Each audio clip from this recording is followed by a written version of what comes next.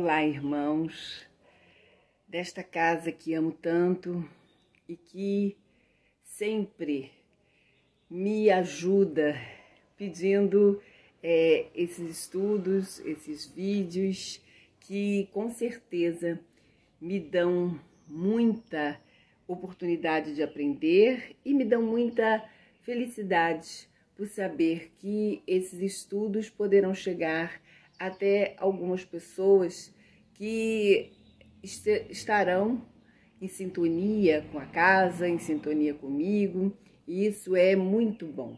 Então, eu agradeço muito essa oportunidade e que nós tenhamos cada vez mais a certeza, né, de que não estamos sós, de que Jesus, nosso mestre, nosso amigo maior, ele estará sempre conosco, nos fortalecendo, nos amparando e com ele todos os seus mensageiros, os mensageiros que enviam tantas mensagens boas para nós, ou através da mediunidade ou através da intuição, porque todos nós podemos, se fizermos essa conexão, receber as mensagens, as orientações desses amigos espirituais que vêm em nome de Jesus, com a permissão de Deus, nos auxiliar. Então, que esse momento seja um momento de muita reflexão e que possamos aproveitar esses recursos que o progresso nos traz, que Deus permitiu que o progresso nos trouxesse. Então, nós hoje temos a incumbência de conversar sobre o Evangelho segundo o Espiritismo, o capítulo 8, que é Bem-aventurados puros de coração, os itens de 11 a 17. Se a tua mão é motivo de escândalo, cortai-a. Eu vou ler o Evangelho segundo o Espiritismo por conta de algumas partes, né, para nós nos orientar com maior clareza. Então, no item 11, está aqui, Kardec coloca o Evangelho de São Mateus, capítulo 18, e nós vamos ler dois trechinhos. O primeiro: se alguém escandalizar a um desses pequenos que crê em mim, melhor fora que lhe atasse ao pescoço uma dessas mós que um asno faz girar e que o lançasse no fundo do mar. Então, essas mós é uma pedra muito grande, né, que os giravam, né, os moinhos. E mais um pouquinho adiante ele diz: se a vossa mão ou o vosso pé vos é objeto de escândalo, cortai-os e lançai-os longe de vós. Melhor será para vós que entreis na vida tendo um só pé ou uma só mão, do que terdes dois e seja lançado no fogo eterno. Se o vosso olho vos é objeto de escândalo, arrancai-o e lançai-o longe de vós. Melhor para vós será que entreis na vida tendo um só olho, do que terdes dois e serdes precipitados no fogo do inferno. Então, isso está no Evangelho de Mateus, que Jesus falou, e nós percebemos, né, que são imagens muito fortes, né? Imagina, né, pendurar uma pedra no pescoço, né, e lançar ao mar, o fogo eterno que ele coloca como um inferno, tudo isso são imagens muito fortes. Por quê? Jesus precisava fixar nas mentes daquelas pessoas que o ouviam a sua mensagem, né? Vamos lembrar que ele não escreveu nada. E aqueles que o ouviram só foram escrever muito tempo depois. Muito tempo depois. E alguns nem ouviram as frases dele, né? Ouviram de outras pessoas. Então, essas imagens fortes eram necessárias para aquele povo que precisava guardar esses ensinamentos mais novos do que os os antigos, né, que eles tinham. Então, Kardec nos explica no item 12 desse capítulo 8, que a palavra escândalo dá a ideia de um arruído. E muitas pessoas se contentam com evitar essa exposição. Por orgulho. Porque ele lhes acarretaria, aí diz Kardec, né? Lhes acarretaria perda de consideração por parte dos homens. Então, muita gente, né, não se incomoda muito do que faz, mas quer que fique escondido, não quer que outras pessoas saibam por conta do escândalo. Então, Kardec vem explicando que no sentido evangélico, aí já é no sentido evangélico, o significado desta palavra se alarga. E a gente entende no sentido evangélico que tudo que resulta dos vícios e das imperfeições humanas, toda reação má de um indivíduo para outro, com ou sem repercussão. Então, no sentido do evangelho, mesmo que não tenha repercussão, se o indivíduo fez algo que não deveria fazer contra a lei de Deus, é um escândalo, né? E ele termina assim, dizendo, né? Lá no item 8, no capítulo 8, o escândalo é o resultado efetivo do mal moral. Então, o que é o escândalo? O resultado de um mal. É o resultado de algo negativo que alguém, né, tenha feito, mesmo que ninguém saiba, Então, a gente tem assim alguns exemplos, né? Hoje em dia, Jesus provavelmente usaria esses exemplos. A pessoa que, por exemplo, avança um sinal do trânsito. Se estiver com guarda, ele não vai fazer isso. Mas se não tiver ninguém, se ele perceber que não tem um guarda ali, ele pode, e muitas vezes nós fazemos, né? Muitas pessoas fazem. Eu não faço porque eu não dirijo. Então, e as pessoas ainda ficam muito aborrecidas quando a multa chega em casa, que aí ele tem certeza de que ele foi flagrado, né? Então, a pergunta como se diz, a pergunta que não pode faltar: por que ele não evita fazer uma coisa errada, já que sempre vai haver pelo menos 2 testemunhas? Pelo menos 2 testemunhas vai haver. Quais seriam elas? Uma, a própria consciência, que está sempre junto conosco, não tem como tirar. E a outra, Deus, que está sempre junto conosco, está dentro de nós, não tem como sair dessa presença, né? Então, e sem falar nos espíritos que nos acompanham, nosso anjo da guarda, os espíritos familiares e ainda aqueles que não nos amam, aqueles que querem o nosso mal, e esses é que adoram quando nós fazemos algo que com certeza vai ter uma repercussão ruim, porque toda vez que nós fizermos algo contra a lei de Deus ou a lei dos homens, não importa, estaremos recebendo as consequências negativas, né? Então, o que nós podemos falar sobre isso? Que Deus não nos deu o livre-arbítrio, né? Essa condição de livre-arbítrio, para que nós fizéssemos o mal. Ele nos deu, depois que nós avançamos, né, na intelectualidade, depois que nós estávamos mais crescidinhos, vamos dizer assim, espiritualmente, para percebermos a consequência de nossos atos. Isso está no Livro dos Espíritos, que vocês me permitem, eu vou ler para a gente fixar bem como os espíritos nos ajudam, e muitas vezes nós nem percebemos, né? Nos ajudaram com a codificação e nós podemos continuar aproveitando desses ensinamentos. Então, na 634, ele diz: por que está o mal na natureza das coisas? Falo do mal moral. Não podia Deus ter criado a humanidade em melhores condições? Deus não podia ter feito um homem melhor? E os espíritos dizem: já te dissemos, os espíritos foram criados simples e ignorantes. Deus deixa que o homem escolha o caminho. Tanto pior para ele se toma o caminho mau, mais longa será a sua peregrinação. Se não existissem montanhas, não compreenderia o homem que se pode subir e descer.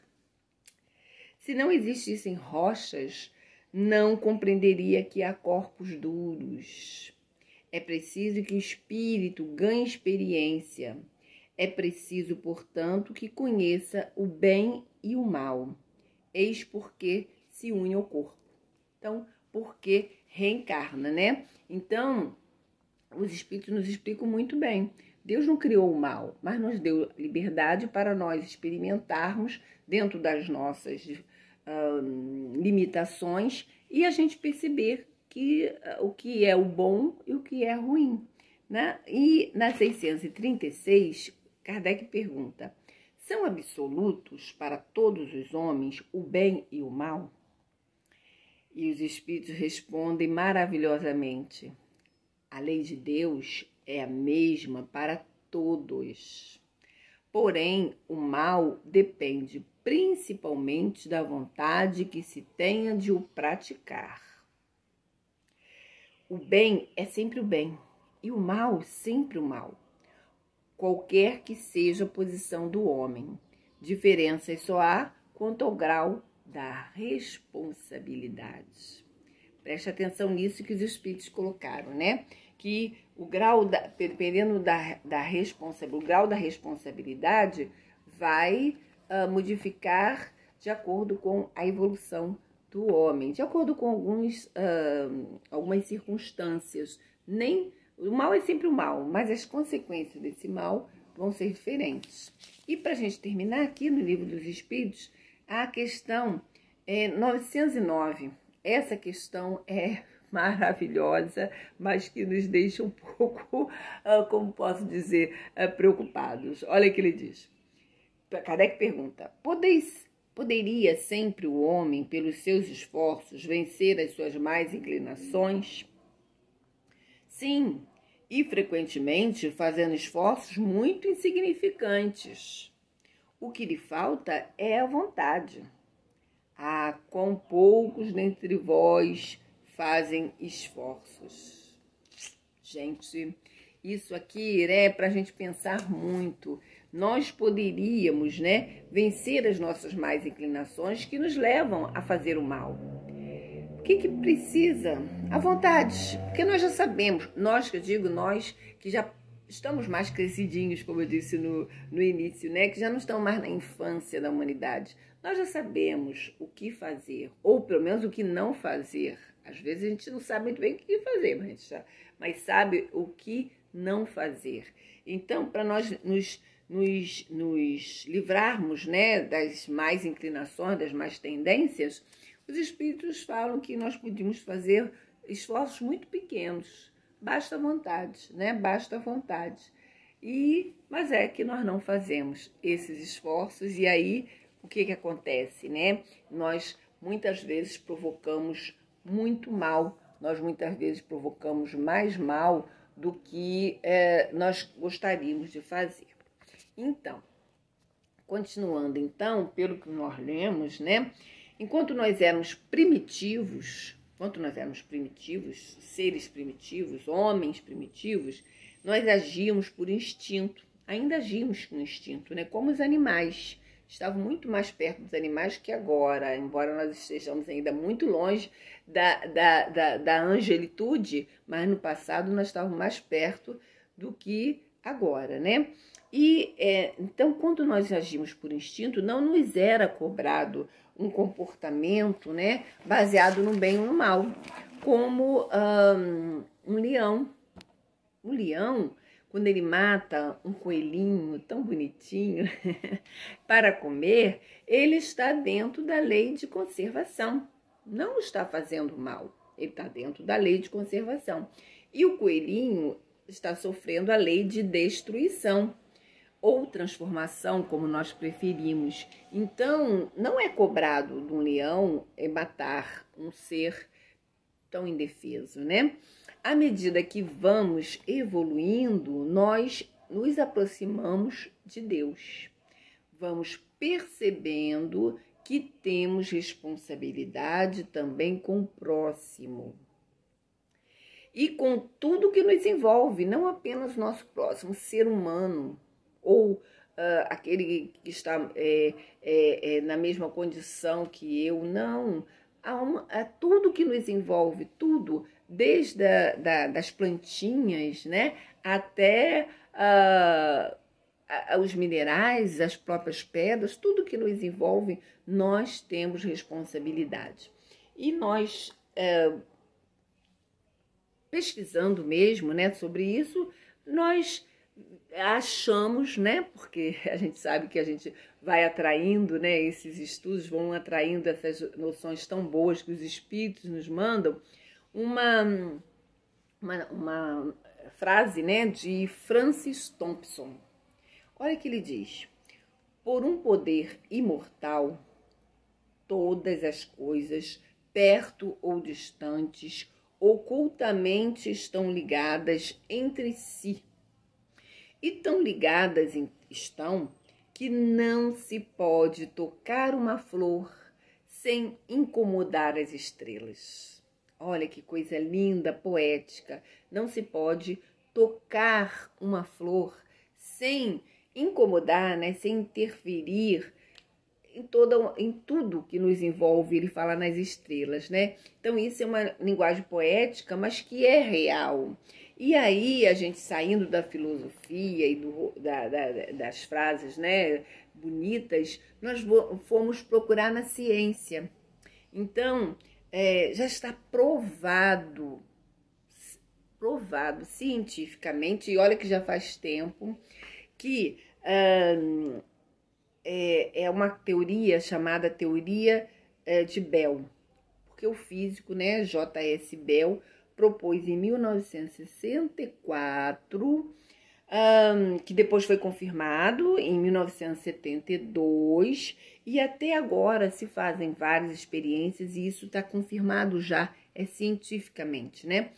É um pouco complicado para mim, então, que não sou muito boa em física, aliás, não sou nada boa em física, mas eu entendi assim, né?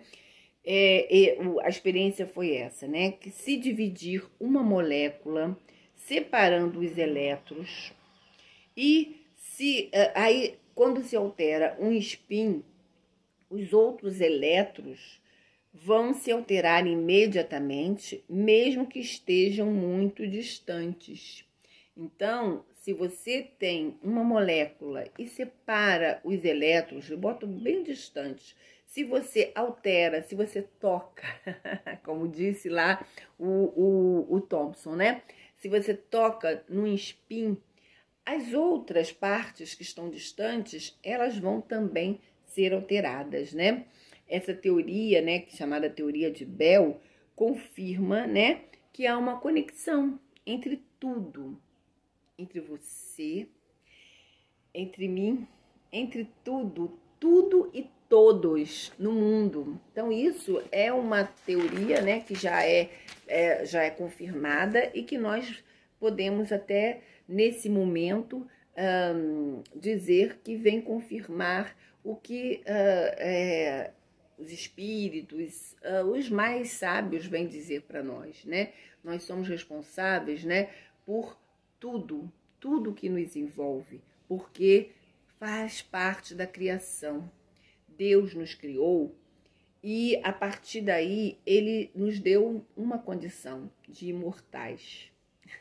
Não morreremos mais, né? Ele nos criou para a eternidade, mas ele nos criou simples, ele nos criou não conhecendo, e fomos, à medida do tempo, conhecendo, aprimorando todo esse conhecimento que estava à nossa disposição, como está à nossa disposição, mas nós ainda não tínhamos, como não temos ainda de saber tudo, ou bastante, muito mais, porque o que falta para a gente conhecer é muito mais do que nós já conhecemos. Só que nós vamos construindo esse conhecimento, nós, a humanidade, vamos construindo esse conhecimento aos poucos.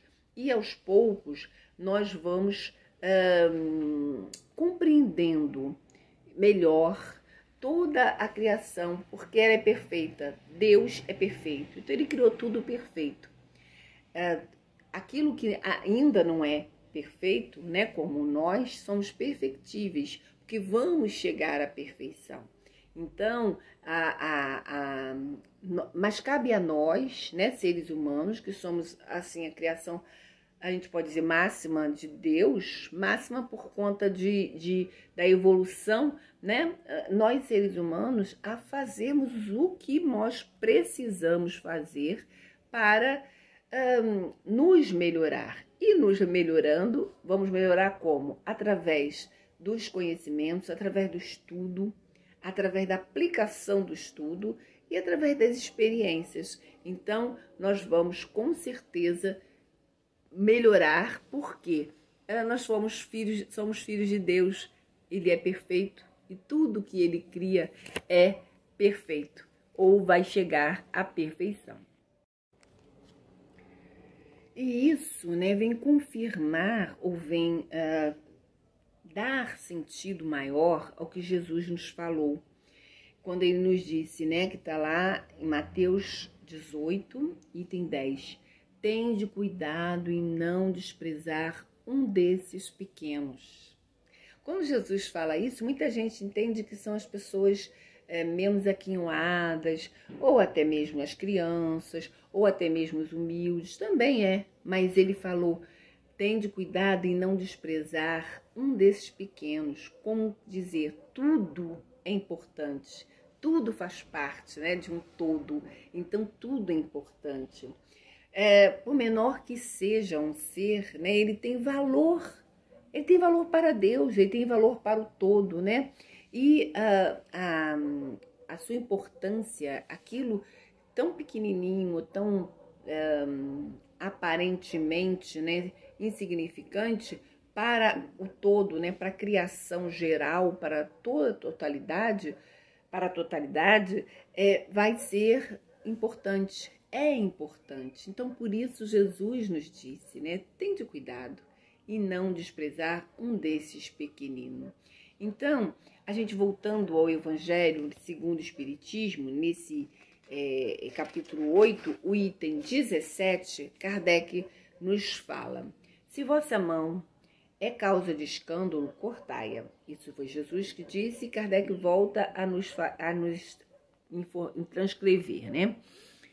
Figura enérgica esta, que seria absurda se tomada ao pé da letra, e que apenas significa que cada um deve destruir em si toda causa de escândalo, isto é, de mal, arrancar do coração todo sentimento impuro e toda tendência viciosa. E os Espíritos já tinham dito no Livro dos Espíritos que não é tão difícil assim, basta a vontade, né? Continuando então o Evangelho. Quer dizer também que para o homem mais vale ter cortada uma das mãos antes que servir essa mão de instrumento para uma ação má. Ficar privado da vista antes que lhe servir os olhos para conceber maus pensamentos. Jesus nada disse de absurdo para quem quer que apreenda o sentido alegórico e profundo de suas palavras. Muitas coisas, entretanto, não podem ser compreendidas sem a chave que, para as decifrar, o Espiritismo faculta. Então, meus irmãos, Kardec falou isso no item 17 do capítulo 8, e que nós, com certeza, podemos afirmar cada vez mais, né, isso, né? Que o Espiritismo, ele vem nos dar a chave para nós entendermos por que Jesus falou que era melhor cortar a mão para ela não fazer o mal, né? Era porque nós, ao fazermos algo, claro que a mão não tem culpa, né? É a nossa mente, o nosso espírito é que vai comandar, mas é uma forma de materializar o ato, né? Então, Jesus quis dizer que muitas vezes nós temos essa dificuldade, né, de, como ela disse lá, né, de colocar a nossa vontade para fazermos algo que seja melhor para nós, melhor para a criação, e nós temos essa dificuldade ou porque nós somos ainda ignorantes ou ainda não aprendemos. Aí, se fizermos como nós vimos lá no Livro dos Espíritos, a responsabilidade será menor. Lembra? O leão, ele não tem nenhuma responsabilidade quando ele mata um outro ser para comer. Assim como nós, muitas vezes, precisamos, para defender, né? Eu digo nós, a humanidade, né? Os homens, as pessoas, precisam fazer algo para se defender. Aí, muitas vezes, é um instinto de proteção que atua. Então, vai ter a mesma responsabilidade do que aquele que planeja, que se vinga, né? Nós já estudamos sobre isso e podemos estudar de novo, sobre a vingança, né? Como muitas pessoas usam o seu tempo, usam a sua inteligência para se vingar de algo que foi feito para ele, quando Jesus nos falou para perdoar. Porque o perdão não é, nós já falamos sobre isso e falam muito sobre isso, o perdão não é bom só para quem recebe, é principalmente para quem o dá, porque ele fica livre de um peso, ele fica livre de uma responsabilidade que o outro teve, porque o outro, quem fez o mal, vai ter as suas consequências, né? Mas sempre relativas. É isso que nós precisamos sempre pensar, gente. Por isso Jesus falou para nós, não julgueis, porque nós não podemos julgar. Quando a gente vê um ato que nós sabemos que não deveria, ou que muitas vezes a pessoa comete, né? E é realmente contrário à lei de Deus, a lei dos homens, não devemos julgar, porque nós não sabemos o que levou essa pessoa a isso, como ela vai ser realmente responsabilizada por Deus ou pela lei de Deus, porque, gente, muitas atenuantes existem muitas circunstâncias em que uma simples retirada, vamos falar, né?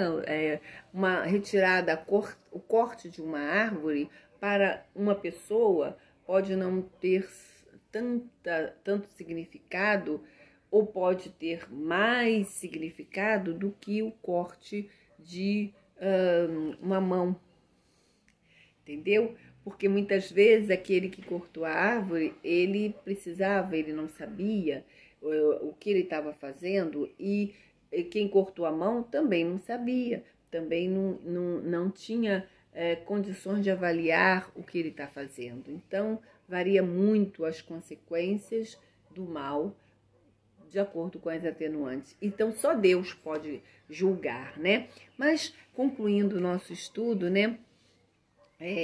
Quando ofendemos, né, a natureza, né? Isso inclui toda a criação de Deus, teremos que nos reconciliar com ela e conosco mesmo, principalmente agora que estamos, né, mais evoluidinhos, e a nossa consequência já reage quando percebemos que fizemos o mal.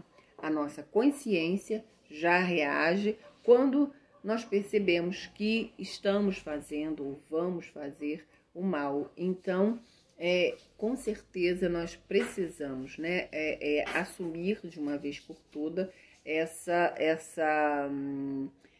responsabilidade que vai ser nos cobrado, não porque Deus seja mau, mas porque nós precisamos fazer o bem para ficarmos bem.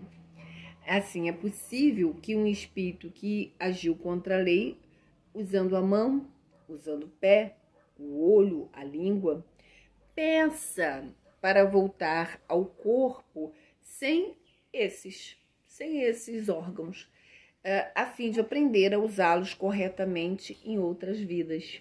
Então, a chave que o Espiritismo nos dá. Então, muitas vezes, né, a gente vê, e isso é algo que nós devemos sempre orar por eles, porque com certeza aquele espírito está passando por essa prova e precisa de muita força. Mas nós vemos crianças, né, nascerem cegas, nascerem com algum problema físico, ou então adultos, depois de muitas vezes até pessoas que usam, né, a mão, usam muito bem seus órgãos, seus membros, e por acidentes eles serem retirados, cortados, como Jesus colocou. E muitas vezes esse espírito pediu isso. Pediu para quê? Para ele aprender a usar convenientemente toda essa bênção que é o corpo. Porque através do corpo nós podemos nos aprimorar, podemos fazer o bem, podemos nos ter mais conhecimento, nos evoluir. E se nós usamos mal, nós precisamos ter a consequência, e muitas vezes que a gente gostaria de deixar bem claro, muitas vezes, como Jesus colocou, é melhor não ter aquele membro do que ter aquele membro, e ele disse, né, que entrar no céu com aquele membro seria não seria possível, né, com certeza. E esse espírito iria sofrer, ele disse eternamente, mas não é eternamente, né? Nós sabemos que esse sofrimento vai ser muito grande até a pessoa se recuperar, até ela consertar o que ela fez, né? Então, meus irmãos, é esse estudo que nós gostaríamos de trazer para vocês. Que Jesus continue nos abençoando, nos fortalecendo, nos orientando, como Ele sempre orienta, e que nós possamos usar as nossas aptidões, usar os nossos talentos, como Ele disse também, da forma melhor possível, para que nós não nos vejamos obrigados mais tarde a chorar pelos erros que nós poderíamos ter evitado. Que Jesus nos abençoe, que esteja sempre conosco, e quando você estiver vendo esse vídeo, que você possa levar um pensamento de amor, de gratidão a Deus, que nos deu tantas oportunidades para crescer.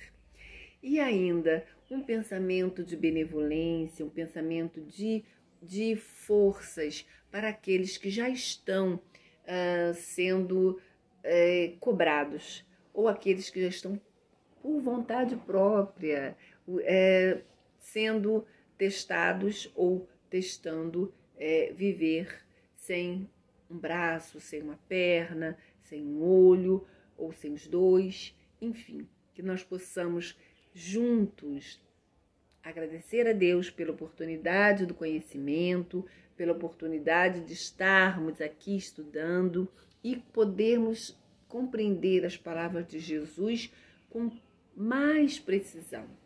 Muita paz para todos nós, muita paz para essa humanidade toda, e que nós possamos nos encontrar o mais rápido possível, ou por aqui ou presencialmente. Fiquem com Jesus, e que Jesus esteja com todos os homens, todas as mulheres, com toda a criação de Deus. Que assim seja.